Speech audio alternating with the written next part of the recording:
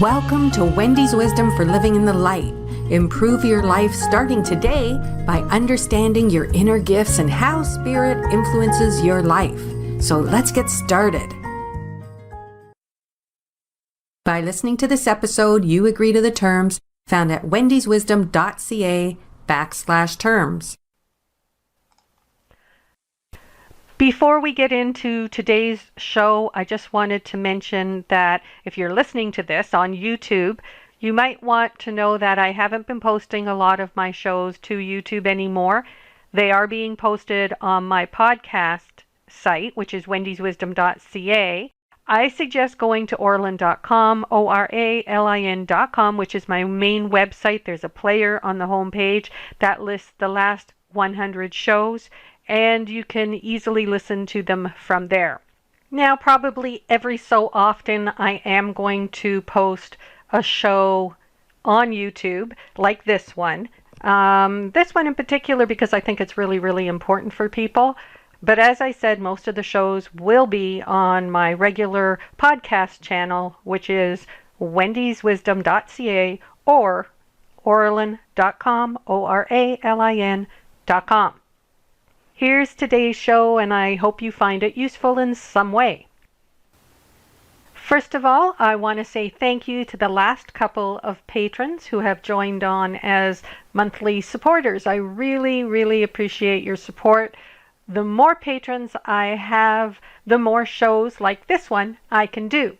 If you want to learn more about becoming a patron, just go to wendyswisdom.ca and click on the patron info link. Don't forget to follow the show, and if you like the content of this particular show, please like it so that way I know what people are interested in and I can plan more shows with this topic. If you find it difficult to be in crowds or are really uncomfortable around people that you don't know, you might be feeling one of the normal day-to-day experiences of being an empath or sensitive, which is that you are taking on the energies of others. It's something that you'll do naturally. For an empath, taking on someone else's feelings is just like breathing. You don't think about it. You just do it. You probably don't even realize that you do it, how you do it, how often you do it, or when you do it.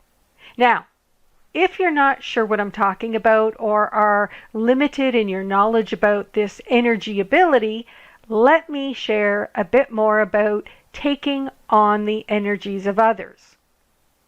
If you take on another person's energy, it means that when you talk to another person, are around another person, or even think about another person, you can pull that person's energy into your own.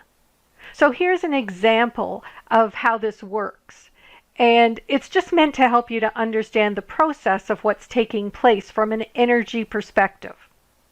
Imagine being around a male friend who is very angry because he just got turned down for a promotion that he really thought he was going to get.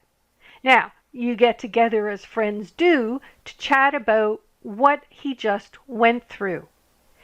As soon as you see him, or maybe even before you see him, you start pulling in his energy. Think of it as having a straw, a very, very long straw that you stick into his energy. And then you just start to take little sips of his energy at first. But then you think about him a little bit more and what he's going through, and now you start to take longer sips. Now, you might just drink a little bit of that energy, or you might continue to pull a lot of energy through that straw. Now, as you do that, you start to feel what he's feeling. You start to feel or sense his anger, his disappointment, his hurt, his sense of loss. This helps you to understand what he's going through and to respond appropriately to him when you actually do see him. Most likely, if you are his friend, you're going to try and comfort him. And you're going to try to say all of the things that are going to make him feel better.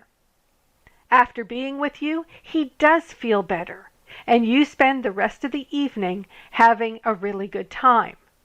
At the end of the evening, you head home, but you find that you're feeling very, very tired. And you also start to think about your own life. Maybe you start to feel a little bit angry about something that didn't go your way in your own life. Or maybe you just start to feel disappointment or any of the feelings that your friend was feeling. Now, the feelings are probably not going to be as strong as what your friend was going through, but you're going to notice that you're definitely very tired. And even if you don't feel the intensity of those emotions, they're probably going to be kind of sitting on the surface of your thoughts and influencing the way that you are feeling. So why does this typically happen? Well, you feel tired because while you're talking to your friend, you are actually giving him some of your own energy. This is going to drain you because you're actually giving away some of your energy. At the same time, he takes some of your energy. So there's this exchange of energy that goes on. In that case, you're going to most likely help him to heal in some way. You're going to help him to heal from what he was going through. But in the process, you're actually giving up some of your own energy. He's going to be taking that caring energy, that loving energy, some kind of energy from you that's going to make him feel better. Now, there's nothing wrong with helping your friend to feel better. However, chances are you're going to end up feeling tired. And like I already said, it is very possible that you'll even feel some or all of the emotions that your friend was going through. Now, if you're new to being an empath or you're inexperienced, you're going to end up going home and wondering why you feel the way you do. Although those of you who are actually more experienced at being an empath will understand what happened, and you're going to take steps to make yourself feel better. If you're one of those who is new to it and you don't really understand what happened, you're probably just going to go home and go to sleep or rest. That's really a simplified example of how this works. Now keep in mind that this can happen for any person that you speak to. So it could be a spouse, a friend, a lover, a stranger, or even an enemy. Now let me share just a little bit more. There are things that affect how much energy you take on from another person. First of all, how close you are to a person can affect how much energy from that person you're going to receive or feel. So typically, but not always, the closer that you are to a person, the more likely you are to feel that person's energy, because you already have what's called an energy connection or an energy bond between the two of you. And those bonds or connections can be very, very, very tiny, or they can be extremely large. The closer you are, the more intimate you are with the person, the larger that connection can be. So the more energy can get transferred between the two of you. Plus, when you have that energy connection, it's always there. So it's going to be much easier for you to pick up and receive energy from that person. So it means there's this constant flow of energy happening between the two of you. So you quite naturally know what the other person is feeling or going through. Another thing that affects how much energy you take on from that person is how involved you are in the person's issue. If you're with somebody but you're not really listening to them or you're not really paying attention to them, you're probably going to take on less than if you are wholeheartedly into the conversation with the other person. The more effort that you put into the communication that's happening, the more likely you're going to be to pick up the energy from that other person.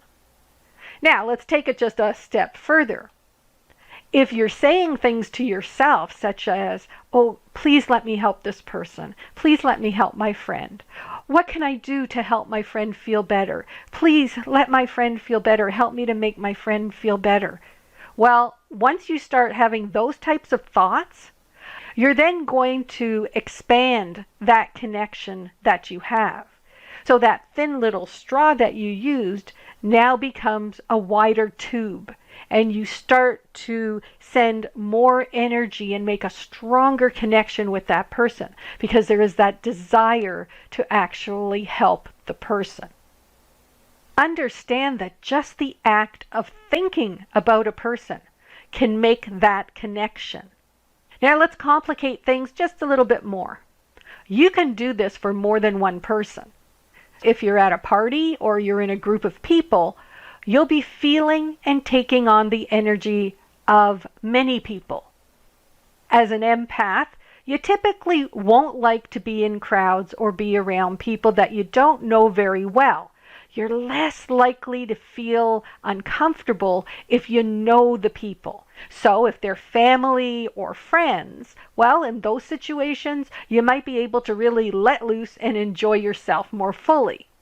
Around people you don't know or around new people, you're probably going to try to pull in your energy to protect yourself. And this happens naturally. You might even try to cut yourself off from everybody. And that can make you feel very alone and very out of place because that is not normal behavior for an empath. An empath lives in other people's energy, feels other people's energy. It gives them guidance for how to live their life. So if you pull that energy in and you cut yourself off, all of a sudden, it's going to be very, very uncomfortable for you. However, the alternative might be just as uncomfortable because if you are feeling everybody's energy, well, that can be very overwhelming. After all, you could be feeling the energy from the fight that Jane just had with her spouse, the fear that Ben has because he doesn't have enough money to pay his bills, the depression that Lydia has because she doesn't like her life, the drunk energy of John because he has been drinking quite a bit, the sexual energy of any person who is on the prowl looking to get lucky, the joy of Susan who loves life, the jealousy of Chris who doesn't like the way his partner is flirting with someone, and the list goes on and on.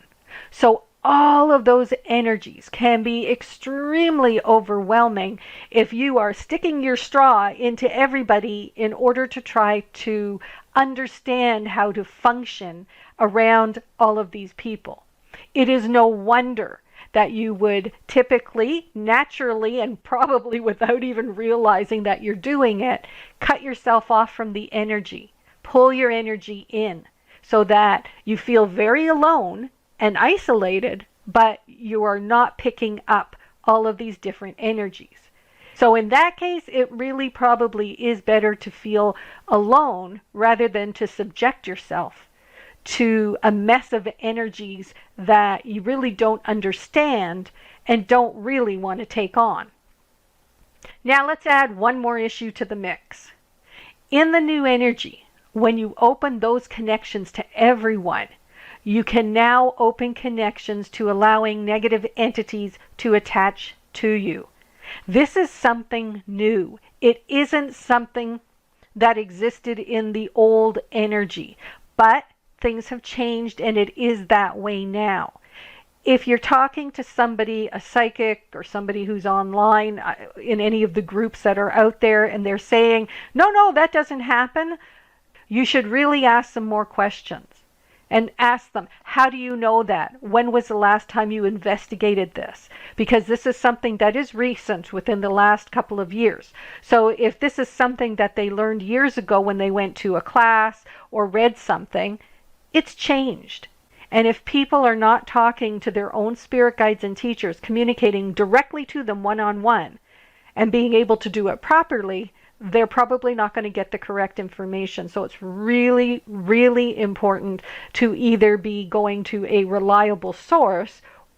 More importantly, I would say, is to be connecting and communicating with your own spirit guides and teachers properly so that you can get the answer for yourself. To me, that is the ultimate way of getting the correct information. And of course, knowing what you are doing. So the proper way to ask questions, etc.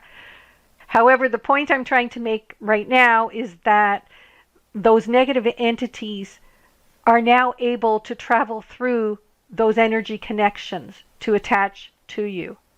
You can pretty much be guaranteed that if you are around somebody who is extremely negative, that the negative entities are going to have attached to you. And what makes it even worse is that you don't necessarily feel these particular negative entities. They attach and do damage in a different way that they did before. So even if you say, I say prayers every night and I ask for protection, that may not necessarily prevent them from attaching to you, or it's not going to get rid of them. You have to be very precise in what you are asking for in order to have whatever it is done by spirit done. So generalizing your requests isn't going to work as well as it did in the old energy. This is really, I don't know how to say it, a different type of negativity, but it is meant to be, it is happening now. So something to keep in mind. So if you are around people who are negative, you want to make sure that you are doing the proper ways of cleansing and protecting yourself now, because you don't want them staying connected to you. They're very, very draining, and they can actually affect your energy and make you ill. But let's get back to taking on the energy of others when you're an empath. Did you know that you're not limited to pulling the energy of people? You can also pull the energy of a space. So if you walk into somebody's house, you'll automatically start to pull in the energy to feel what's going on in the house. You might walk into a building and do the same thing. Each place gets filled with the energy of the people who reside there, because people who are in that space have thoughts, and those thoughts generate emotions or energy that get released into the space. There are going to be some spaces where you're really not going to want to pull in the energy that's in that particular area. For example, you probably don't want to pull in the energy of the space of a hospital or a funeral home. You don't want to pull in the energy of a prison or where there's an angry mob of protesters. So those are places where you would not want to actually pull in the energy. There are places, of course, where you would love to pull in the energy, such as when you're out in nature where nobody has been. So it's just pure nature, pure energy, and it will feel wonderful to you. Or maybe in a meditation temple where it is very positive. Or maybe even in your own home, assuming that you've properly cleansed and protected it. It is the energy in the space that's going to determine how you feel in that space. Now, there are other things that can contribute to it, such as whether the space has a past incarnation connection to it. But we're going to keep it simple, so understand what I'm saying is not limited to only what I'm saying. There are many things that can affect your energy, and in many cases, it's going to be very unique to you. But I'm really just focusing on what I would say are more of the common processes, common concepts, common situations.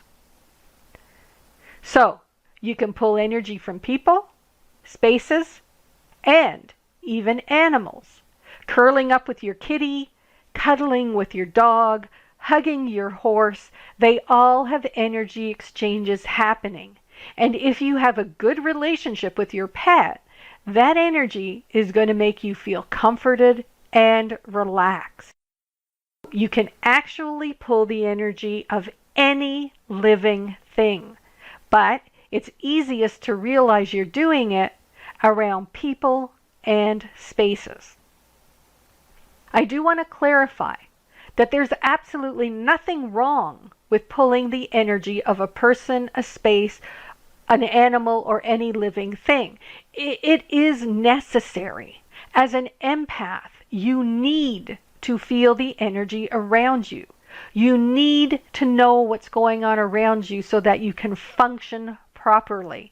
It is part of who you are. It is part of how you gain guidance and insight for how to behave so that you can act appropriately in different situations. Now let me confuse things just a little bit more. When you pull energy, it can happen regardless of whether you are with the person or not, in that space or not, or with that animal or not. So you can pull and feel the energy of another person, whether they're standing next to you, visiting somebody who lives far away, whether they're at work in another city, in another country, or even on the other side of the planet. You can pull and feel the energy of a space by thinking about that space or imagining yourself being in that space. You can pull and feel the energy of an animal by doing the same thing. This can be very confusing for many empaths because if you're thinking about a friend and your mood suddenly changes, you might not realize it's because you're picking up energy from someone else. So watch for those sudden mood changes because they can indicate that you've taken on energy from someone else. And any feelings you might suddenly start to feel aren't your own. How well you recognize that you're taking on energy from others is really going to depend on how skilled you are at working with your empathic abilities. It's going to depend on how conscious you are that you're actually taking on energies from others in the first place.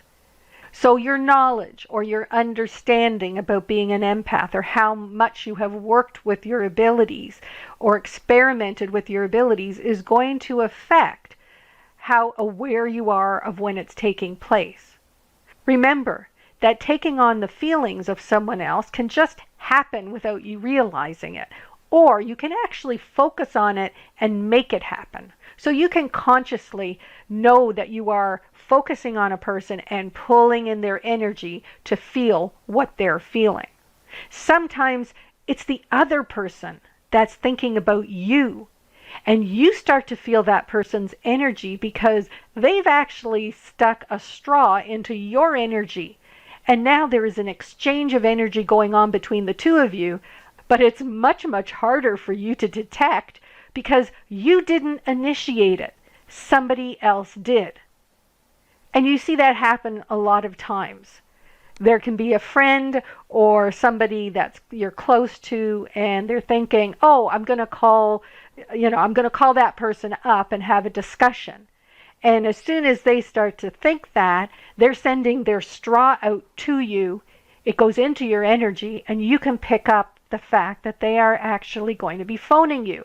Next thing you know, or you just start thinking about them, you may not actually think that they're phoning you, but you might just be thinking, I haven't heard from so-and-so in a while. Suddenly the phone rings and it's them. And you go, oh my God, I can't believe that I was just thinking about you. Well, not really. They were actually thinking about you. They were pushing or sending the thoughts or their feelings to you. You were picking it up and making it your own. So there is I was going to say a scientific explanation, but you can't really go there. There is an explanation for it. There's a reason for that happening. If you think or believe that you are an empath, then this aspect of being an empath is going to affect you in some way. It's all tied in with your spiritual vibration. As it happens, because of the change in energy which has happened now, which we call the Ascension energy, everyone on the planet is an empath. So congratulations, you're an empath. However, your level of sensitivity is going to be different from anyone else that you know. It is going to be unique to you. You could be extremely sensitive or minimally sensitive. Typically, the faster your rate of vibration, the more you'll have these types of experiences. Now, I'm saying typically because it also depends on your life contract or what you're meant to experience in this lifetime. There are going to be those who have a very high vibration But if they are not meant to have this type of experience because they are helping others who are at a much lower sensitivity, they may not have the full capabilities that they would normally have. So it is controlled by the life contract. Now, if you're not sure what I'm talking about when I'm talking about the life contract, go to wendyswisdom.ca, and in the archives for October 2020, I believe it is, you can find a show that I did on what is your life contract. You can also do a search on that page for life contract. It's a Google search, so just scroll down a bit past the front part, which is the ads, and in the bottom you will see the show, and click on it, and then you can give it a listen. Now here are a couple of things that you can watch for. These are things that will indicate that there's an exchange of energy going on, or that you might be picking up energy from someone else. So the first thing is that your mood changes. So you can be feeling very happy or in a particular mood, and then all of a sudden your mood suddenly changes for no particular reason. That is often a sign that you're picking up or receiving someone else's energy.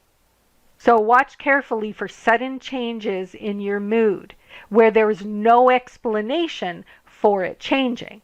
If you just got bad news and all of a sudden you become depressed or unhappy, well, that's probably a result of the bad news. But if you are sitting watching TV, just enjoying yourself, you're comfortable, you're not thinking about anything because you're focused on the TV, and all of a sudden you start to get very depressed, that's going to be an indication that you're probably getting information from someone else, that you are picking up the energy from someone else, or someone is sending you their energy because they're thinking about you and that connection has been made. Another sign is that you'll easily be persuaded to do something that someone else wants to do. Now, I'm not talking about a normal compromise where, you tell the other person, I don't want to do that. And then there's this active conversation between the two of you where you kind of go back and forth about whether you will, you won't, and how much of, that you're going to do, etc. That's a natural kind of compromise. There's a little bit of conflict and people are working things through. But typically, if you are an empath, you don't like conflict. And this isn't for every single empath that's out there. I'm saying, remember that everybody's an empath now. So there's different levels and different types. But it is normal for an empath not to want to have conflict. So in that situation, there isn't going to be an active compromise that's taking place. What typically happens is that you're not voicing what you want. You don't really feel like doing what the other person is doing, but you're very, very easily talked into it.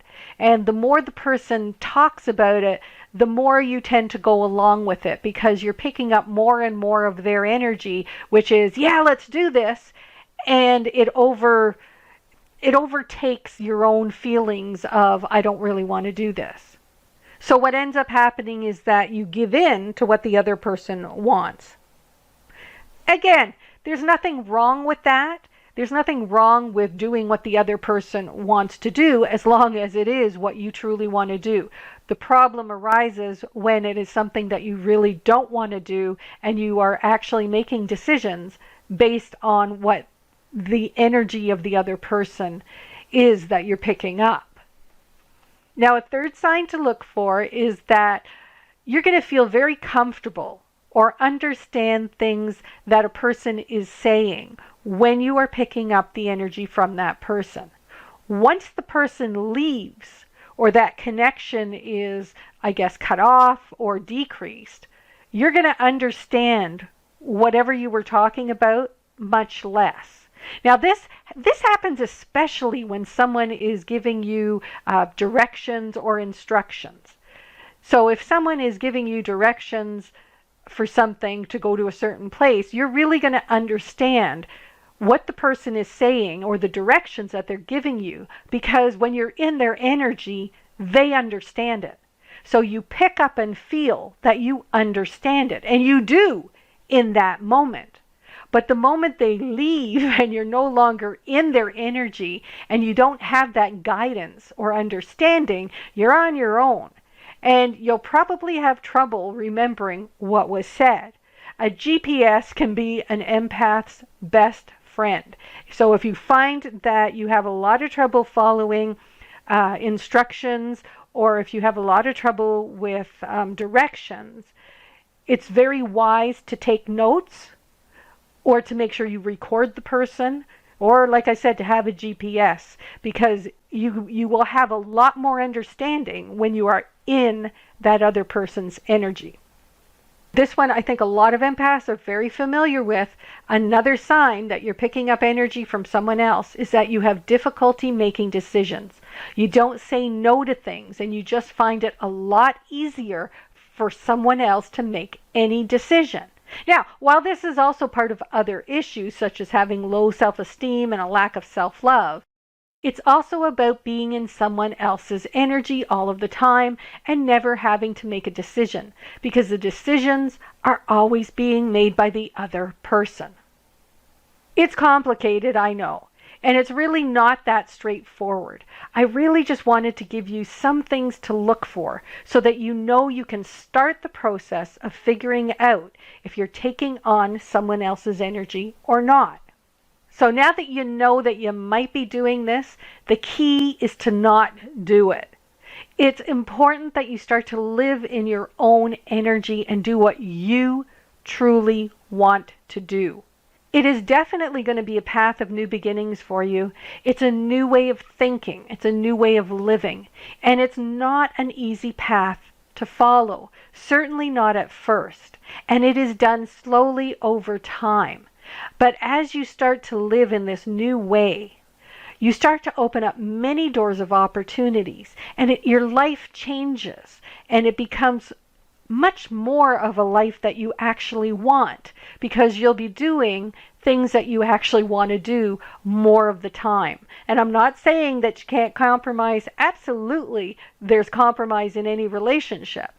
But you're going to become much, much more aware of your true feelings and what you want, as opposed to always taking on and feeling what other people want and making those feelings your own. Because that is not living your truth. That is actually living somebody else's truth, somebody else's desire. You want to get to the point where you are living your own truth and what you want and what you desire. Or at least you want that as a starting point in terms of heading in a direction that's going to bring you more fulfillment and leave you feeling much more content with your life and any decisions that you are making. Remember, picking up the energy of others gives you direction or guidance for living your life. It helps you to know how to react or how you should react to another person. It helps you to make decisions. It helps you to feel like you're being approved of or part of something. And it's a very, very comfortable way of living. You can easily take on the energy from someone else. You can receive energy from someone else. You can do it for a person, a place, even an animal. Any living thing can bring this exchange of energy. And you don't have to be close to the person. You can be living halfway across the country and still feel their energy. The key is to be aware of when you are picking it up so that you can make appropriate decisions for your own life. So watch for the signs and start to realize how you are feeling and when your mood changes. That is the key to knowing when you're taking on someone else's energy. Thanks for joining me today. I'm Wendy Kay, and remember to live in the light and to breathe in divine love.